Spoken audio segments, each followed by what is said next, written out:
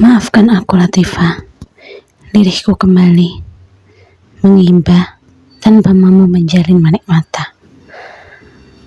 Pelan terdengar dia sedikit mendengus, hingga kemudian tawar menyungkingkan senyum. 2 kali ku hantarkan darah dagingmu ke dunia, dengan nyawa yang menjadi taruhannya. 2 kali pula kau dampingi aku melewati prosesnya dengan derai air mata. Dulu kupikir itu cukup menahanmu untuk tak melukaiku, Bang. Namun ternyata aku salah. Bahkan kau lebih cepat menikam kalau aku sedang masa pemulihan. Dunia ini kejam ya. Lontar Latifah dalam hampa, jauh menerawang mengenang masa. Sunyi, aku tak mampu membalas ataupun mengelak. Hanya sesekali menatap, miris menyaksikan putusnya asa dari setiap aliran di dalam nadinya. Oh, tidak. Mungkin itu hanya berlaku untuk diriku. Nyatanya, kau sedang berbunga-bunga menjadi pengantin baru untuk kedua kalinya. Menikmati masa indah berbulan madu, renyah tertawa di atas pedihnya tangisku. Aku pun yakin, kini mungkin pelangi tengah lebar terbentang memenuhi hamparan langit, membuat harimu cerah berwarna dengan hadirnya 2 wanita. Indah ya, Bang, tutur Latifah, membuatku semakin merasa terhina. Latifah, panggilku pelan tanpa suara. Pantas saja, senyum itu tak pernah lekang dari bibirmu, Bang. Kupikir kau sedang diliputi cita akan hadirnya Ahmed dalam keluarga kecil kita. Namun lagi-lagi, aku keliru mengartikan sinar yang terpancar dari wajahmu itu. Atau mungkin kau yang terlalu lihai menyembunyikan kebohonganmu. Entahlah. Yang jelas, aku merasa bodoh berhadapan denganmu. Imbuh Latifah kembali. Terdengar isak mengiringi setiap untaian kata. Latifah, aku mohon maaf atas segala khilaf juga salahku. Sungguh aku tak bermaksud membuatmu sehancur ini. Juga tak ada sedikit pun niatku untuk melukaimu sedalam ini. Ucapku di sela jeda kalimatnya. Iya, aku faham, Bang. Kau tengah kasmaran dan dimabuk indahnya cinta, hingga rapat tertutup nalurimu sebagai seorang manusia. Sampai-sampai sakitnya pengkhianatan pun kau anggap tak ada artinya. Izinku sebagai istrimu kau anggap tak berguna. Lucu ya, namun kejam. Sungguh kau berlaku sangat keji sebagai seorang suami. Cerca Latifah kembali meninggikan nada. Iya, aku tahu. Lirihku tertunduk pilu sebelum akhirnya mendongak, lekat menatap Latifah untuk kembali membangun asa. Mungkin dulu kau tak terpikirkan akan hati yang terbelah, juga jiwa yang lara. Namun, apakah tak terbesit akan kehilangan mereka? Tanya Latifah, lurus menatap kedua putraku yang tengah pulas dalam wayan mimpi. Aku terkejut. Sungguh baru kali ini kurasakan aliran darah yang terhenti. Bagaimana Latifah mengucapkan hal itu? Mungkinkah Latifah akan membawa mereka pergi? Latifah, panggilku dalam kekhawatiran. Tersenyum, Latifah menatapku penuh kemenangan, menegaskan dengan menaikkan kedua alisnya. Ganteng ya mereka. Aku bangga. Ternyata mereka mewarisi ketampahanmu sebagai seorang lelaki, Bang. Namun aku berharap semoga mereka tak mewarisi watakmu yang tak memiliki hati. Dulu, aku pernah bermimpi untuk melihat dan menjaga mereka bersamamu hingga kita menua bersama. Menyaksikan mereka di puncak cita dengan senyum bahagia. Namun, kini aku harus mulai mengubur mimpi itu. Mengikhlaskan cita yang dulu pernah kuharapkan kehadirannya. Tutur Latifah membuatku semakin merasa takut akan kelanjutan kalimatnya. Latifah, cukup. Tolong jangan kau lanjutkan ucapanmu. Pintaku histeris. Luruh tak berdaya di pangkuannya. Panjang, Latifah menghela nafas sebelum akhirnya berat menghembuskan. Latifah bergeming. Ia tak memintaku pergi, juga tak mengindahkan kepalaku yang lunglai di pangkuannya. Dulu kau pernah berjanji untuk tak menyakiti. Kau juga pernah berucap untuk tak mengizinkan air menetes di pipi ini. Sungguh, saat itu aku terbuai dengan indah perkataanmu, Bang. Hingga lupa bila seseorang bisa berbalik kata, menusuk, hingga mematikan korbannya. Ucap Latifah tertunduk, mengusap air dari pipinya. Nafasku tertahan, berhenti di ujung kerongkongan. Tak mampu mendengar akan kalimat yang sangat aku takutkan pelafalannya. Ceraikan aku, Bang. Tegas Latifah, menutup jalan damai, memilih melangkah pergi bersama dengan Lara. Aku tersentak, seperti tersengat petir di kecerahan surya. Kini, aku benar-benar lunglai tak berdaya. Bagaimana bisa aku melanjutkan hidup tanpa Latifah? Dialah nafasku juga harapanku.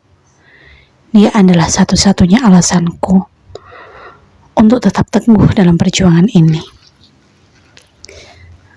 Latifah, aku mohon jangan pergi. Aku bukanlah siapa-siapa tanpa kamu. Dan tak bisa apa-apa bila tanpa dirimu. Lirihku bangkit menatap penuh imbah, mengharap diberikan setitik welas darinya. Seperti dirimu yang telah memutuskan untuk berpoligami. Pun begitu pula dengan diriku yang tak bisa menerimanya. Bila pernikahan ini tetap dilanjutkan, maka hanya akan menyisakan luka di antara kita. Sakinah pun kini sudah menjauh samar tak terlihat. Lantas untuk apa ikatan ini tetap dilanjutkan? Bila keberkahan tak akan kita dapatkan. Jelas Latifah kokoh dengan pendiriannya. Suram, kini aku tak lagi mampu menatap cerahnya masa depan.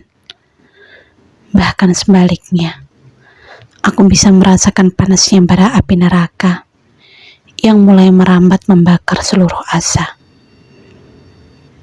Latifah, percayalah. Meski telah ada Najwa yang kini hadir di antara kita, bagiku kau tetaplah yang utama, prioritas pertamaku. Bahkan indah namamu kuat terpatri dengan mahkota sang ratu, tak akan terganti ataupun terhapus. Ujarku mencoba mengembalikan kepercayaan. Namun Latifah menggelengkan kepala, pertanda menolak setiap kata yang terlontar dari bicara. Ini bukan masalah yang pertama ataupun yang kedua. Bukan soal prioritas utama ataupun sebaliknya. Lebih dari itu. Kini lebih dari itu. Kini ada hati yang telah terbelah. Ada luka yang menganga. Ada kepercayaan yang telah ternoda. Sekuat apapun kau mencoba menyatukan serpihan kaca, pantulan itu tetaplah retak. Tak akan lagi utuh seperti sebelumnya, bukan? Tanda Latifah menguatkan apa yang menjadi maksudnya. Tapi sayang, bagaimana dengan diriku? Apa kau akan membiarkan aku sendirian tanpa dirimu dan juga anak-anak? Lontarku kebingungan. Bang, apakah kau masih berharap penghiburan dariku? Padahal kau sendiri yang telah menghancurkanku. Mampu berdiri tegak dengan kaki ini. Membersamai anak-anak pun aku sudah sangat bersyukur. Lantas untuk apa? Dalam tatih harus kupikirkan dirimu. Merangkaklah. Bukankah ada bidadari di sana yang akan kembali menuntunmu? Lontar Latifah acuh, bergeming tanpa menatapku. Latifah, aku tahu kau sedang sangat marah. Namun aku mohon, pikirkanlah keputusan ini baik-baik. Perceraian bukan hanya soal kita, tapi juga anak-anak yang harus diperhatikan psikisnya. Ucapku mencoba menahan. Namun Latifah terkekeh, hingga akhirnya terbahak dalam tangisnya. Oh, masih mampu kau menepuk dada dalam nista, Bang. Bahkan saat berdiri sebagai seorang tersangka pun, masih mampu kau memberikan wejangan? Tanya Latifah di sela tawanya. Kini kau berucap tentang psikis anak-anak. Lantas, kemarin di mana psikis mereka saat kau mantapkan hati menikahi Najwa? Ternyata bukan hanya nalurimu yang mati, bahkan akalmu pun tak lagi kau miliki, Bang. Imbuh Latifah telak. Tertunduk, aku menekuk kepala. Entah dengan cara apa lagi aku bisa menahan Latifah. Bahkan setiap kata yang kuucap menjadi olokan baginya.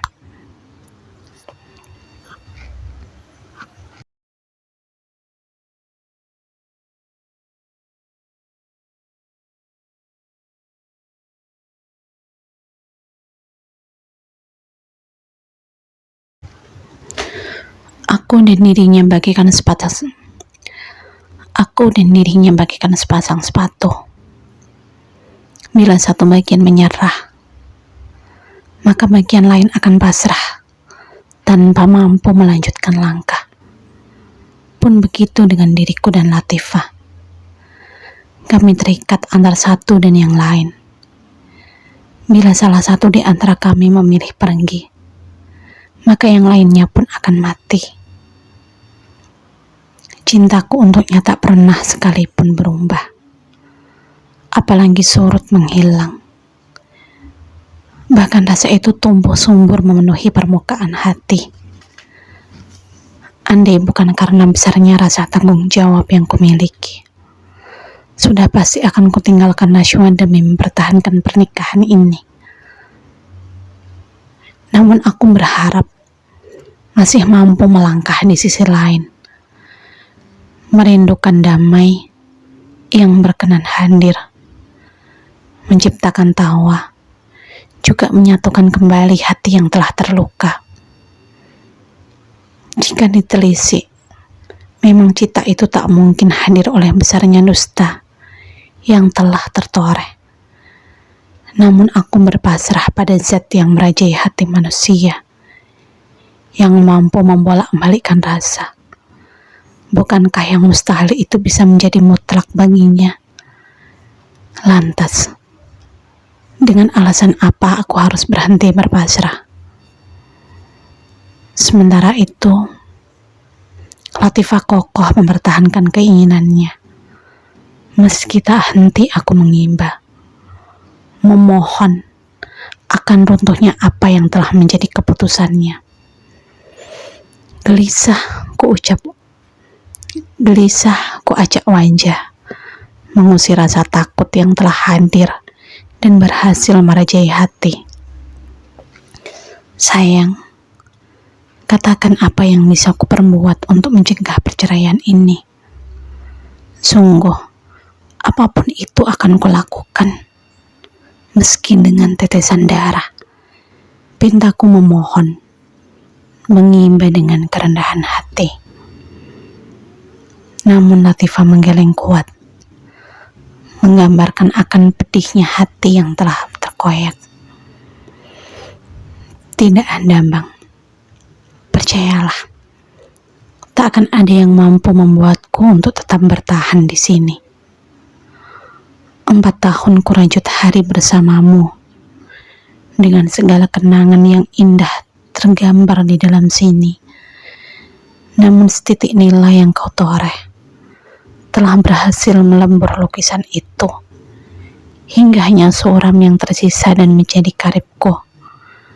Tandas Latifah, deras berurai air mata, sembari tak henti memukul bagian tengah dada. Entah mengapa dia bisa sekeras itu untuk sesuatu yang jelas makruh hukumnya. Dari sisi mana lagi aku harus menjelaskan tentang mulianya poligami? Latifah, apakah selama 3 bulan ini pernah sekalipun ku lalaikan apa yang menjadi tugasku sebagai seorang suami? Apakah selama 3 bulan ini pernah setitik pun ada kasihku yang telah berbeda untukmu? Apakah selama 3 bulan ini pernah sekalipun kucurangi waktu kebersamaan kita? Tanyaku, lekat menatap maniknya. Latifah terdiam. Ia larut dalam keningan. Mungkin dia sedang menelisik akan kasihku yang memang berlaku sama, tanpa ada perbedaan. Hingga tak berselang lama, kepala itu kembali menggeleng, dengan derai yang tak jua berhenti. Sumringah, aku tersenyum penuh kemenangan. Sungguh, ku rasa ini celah bagiku untuk kembali menaklukkan hatinya. Begitulah sayang, poligami yang bagimu nampak begitu suram akan berlaku nyaman, bahkan penuh keindahan. Seperti dirimu yang sedang mencoba berdamai juga berjuang dalam penerimaan. Najwa pun melakukan hal yang sama. Dia juga tengah mencoba mendekat pada dirimu, sang kakak mandu. Dia tahu di mana letak kesalahannya. Dia pun mafhum akan luka yang kau derita. Hingga dia mengalah, memilih melihat senyummu daripada memperjuangkan tawanya sendiri. Tuturku, mencoba menjelaskan akan derita yang tak ditanggung sendirian.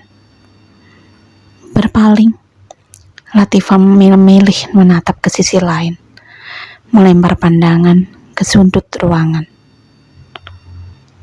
Sudah berani kau menyanjungnya di hadapanku, Bang? Jumawa sekali dirimu, hingga lupa bahwa setitik pun aku tak bisa menerimanya. Tangkis Latifah sengit. Tersentak, aku menatapnya tanpa bicara. Menyesal akan kata yang tak mampu kutekan luncurannya. Bukan begitu maksudku, sayang. Aku hanya ingin memberimu gambaran bahwa bukan hanya kamu saja yang terluka, tapi ada hati lain juga yang kini tengah berjuang sama seperti dirimu. Kilahku mencoba meralat ucapan, namun Latifah terkekeh renyah. dan kau meminta imba padanya, dan kau memintaku imba padanya.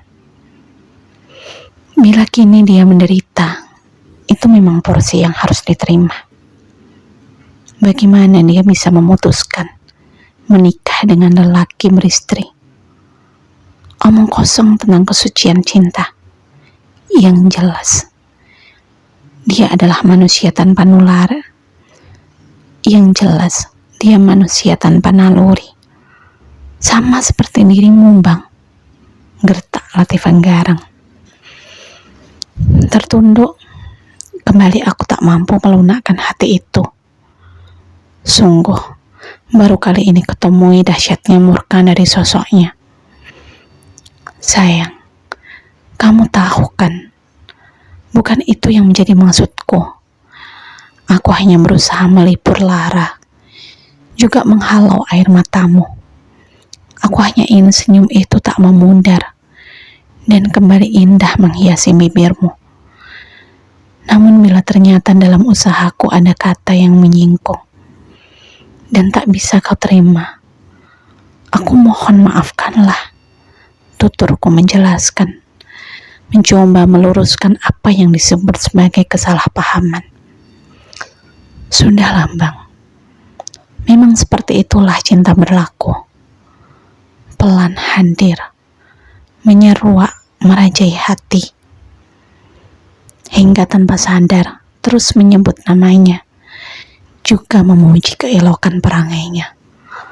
Tak usah kau tutupi. Karena aku pun pernah merasakan rasa itu.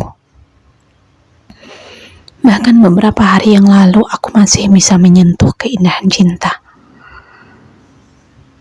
Sebelum akhirnya rasa itu musnah, pergi meninggalkanku seorang diri.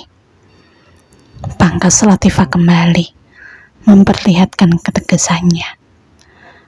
Dalam kuhala nafas, menyusun kembali setiap kata yang bergejolak dalam dada, mengubahnya menjadi kalimat yang tak akan kusesali lagi pelafalannya. Aku tahu, kini kau sedang diliputi ribuan amarah, mencoba berdamai dengan luka, dengan setitik asa. Aku yakin kau bisa melakukannya, Latifah, tanpa perlu melakukan apa yang jelas makruh hukumnya. Tuturku lembut, mencoba memingkai wajahnya. Hingga netra kami tertaut dalam ruang dan waktu yang sama, mencoba mengelak, mencoba menguatkan melalui bahasa ketulusan. Aku janji akan bersikap adil pada kalian, sayang. Untukmu juga, Naswa, tak akan ada yang berubah ataupun berbeda. Tandasku kembali menghadirkan keyakinan. Adil? Lontar Latifah meminta penegasan. Kuat, aku mengangguk sebelum melontarkan kata. Iya, aku janji akan berlaku adil, sesuai dengan porsinya. Tegasku tanpa ragu. Latifah menghela nafas dalam sebelum akhirnya menghembuskannya berat. Apa kau pikir adil itu mudah, Bang? Hingga dengan gagah kau ucapkan kata itu, seakan tanpa tanggung jawab yang menyertainya. Lontar Latifah sangsi. Aku tahu itu tidaklah mudah. Aku pun faham akan besarnya tanggung jawab yang tergantung di pundak. Namun dengan dukungan kalian, aku yakin dan percaya bisa melakukannya, Latifah. Tak apa jika kau masih ragu padaku. Hanya satu pintaku. Beri aku kesempatan untuk membuktikan ucapanku. Tandasku meminta kemurahan hatinya. Baiklah, tapi sebelum itu, aku ingin kau jawab pertanyaan ini dengan jujur. Tutur Latifah mendatangkan secercah cahaya. Dengan cepat, aku mengangguk. untuk sekedar menjawab pertanyaan.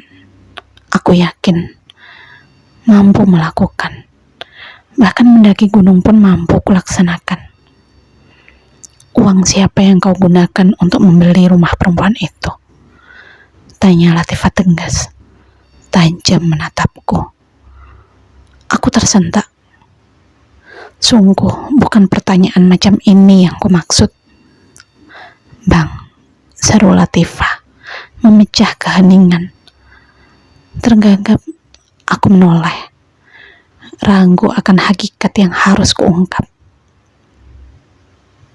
Uang tabungan yang sudah lama kusimpan, lirihku hampir tak tertangkap rungu. Apa? Jadi selama ini kau menyimpan uang tanpa sepengetahuan dariku? Apa kau sudah mempersiapkan rencana poligami ini sejak lama? Hingga dalam diam kau menabung untuk memperlancar niatmu? Tanya Latifah dalam keterkejutannya. Tidak sayang, sebenarnya uang itu kupersiapkan untuk sekolah anak-anak. Bukankah roda itu berputar? Aku hanya ingin memastikan pendidikan anak-anak tetap terjamin. Tandasku membeberkan fakta. Tanpa bicara, Latifah menatapku garang. Jual rumah itu dan kembalikan hak pada anak-anak. Tegas Latifah memberikan titah. Tapi sayang, ucapku terhenti. Kenapa? Kau takut? Bukankah kau bilang itu tabungan untuk kanak-kanak? Maka tak bisa kau seenaknya memakai milik mereka tanpa izin, Bang. Tutur Latifah galak. Terkulai, aku lunglai. Tak mampu mencerna akan apa yang menjadi pintanya. Lantas, di mana Najwa harus tinggal?